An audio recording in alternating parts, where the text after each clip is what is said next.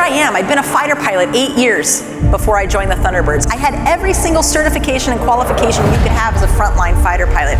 I walk onto Nellis Air Force Base and towards that Thunderbird hangar that first day thinking I knew everything about teamwork and trust.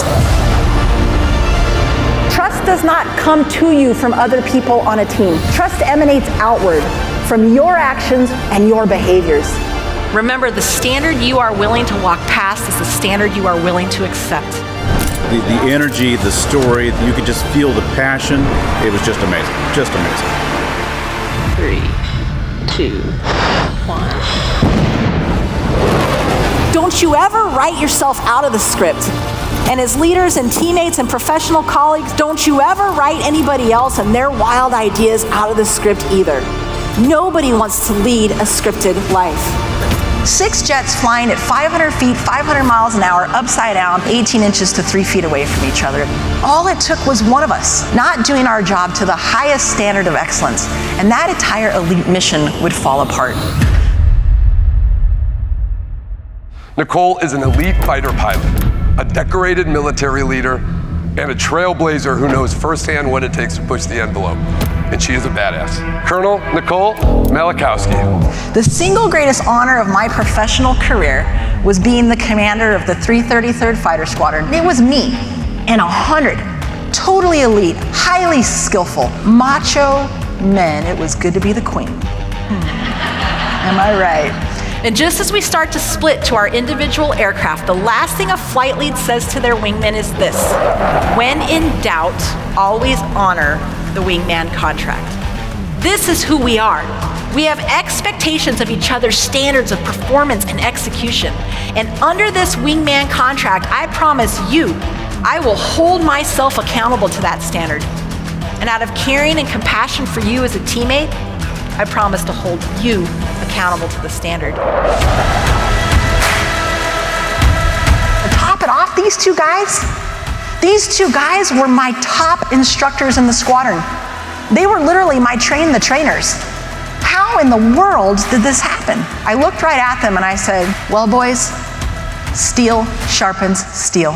My weekly Friday meeting, you are going to take the stage in front of the entire squadron, not just your formation, all 100 of your brothers. You're going to take the stage and you're going to talk about this mistake, how it happened, why it happened, but more importantly, how we get it right. And for sure, there were some guys who were like, great, this is what happens. We got the woman leader. Now we have to talk about our feelings in front of each other, right?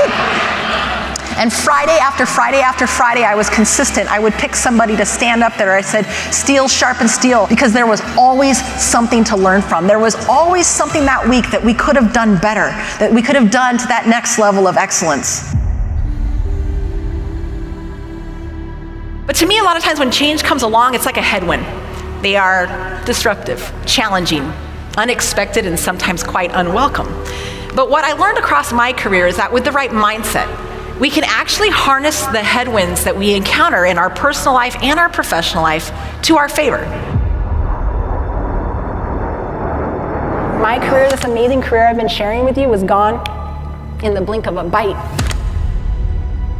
For 4 years, my body had been trying to fight that on its own until finally it got to my brainstem. And in that moment, I knew my career was over. In that moment, I lost my identity as an Air Force officer, my profession as an Air Force fighter pilot, my means for providing for my family. For 9 months, I laid in bed, unable to walk, talk, read, and write. And as I sat there rightfully feeling sorry for myself, these words came to my head clear as day. Yield to overcome. Yield to overcome. And in that moment, yielding meant not quitting, surrendering, or giving up, but about full acceptance. It's not about what you can't do anymore, Nicole. It's about what you can do. What can you do right now with what you have to move forward? And I hope by sharing this story, it is a reminder to all of you that we all have the power to reinvent ourselves at any given time. The runway behind you is always unusable.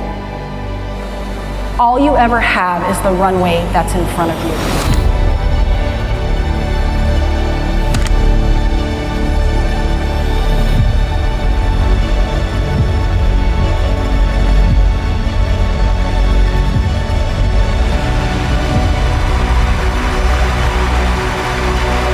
And the second we hit that turbulence, instantaneously, my body tenses up, I get a knot in my stomach, and instinctually, I start to grip that stick as hard as I can. We promise each other as a team that when any one of us encounters turbulence in our own jet, we will immediately loosen our grip.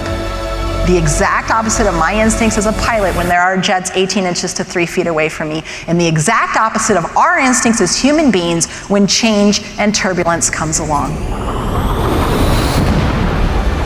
The Thunderbirds taught me a very valuable lesson very early on, and it's this: nothing of significance is ever accomplished alone.